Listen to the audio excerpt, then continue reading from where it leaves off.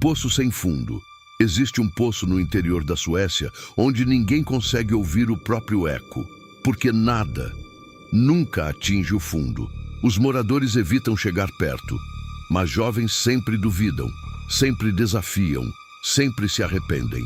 Foi durante uma noite de festa que tudo aconteceu. Música alta, bebidas, risos e uma aposta. Quem perdesse teria que descer. Ninguém acreditava nas histórias, até Emil perder.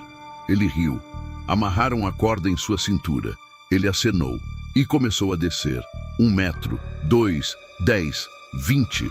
A lanterna dele ficou cada vez menor, até virar apenas 1 ponto. "Está vendo o fundo?" Gritaram. Silêncio. A corda continuava descendo sozinha, como se estivesse sendo puxada, não por cima, mas por baixo. Então, ela parou, imóvel, pesada. Emil? Nada. Resolveram puxar, devagar, metro por metro, até a corda voltar completamente, vazia, sem Emil, sem sangue, sem explicação.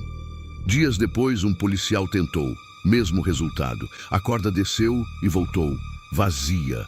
O poço foi tampado, selado com concreto, esquecido.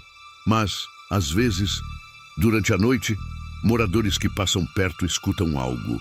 Batidas, arranhões e vozes fracas, distantes, chamando, implorando. "Puxa, por favor, eu estou aqui embaixo." Mas o pior é que algumas dessas vozes não pertencem a ninguém que já desceu.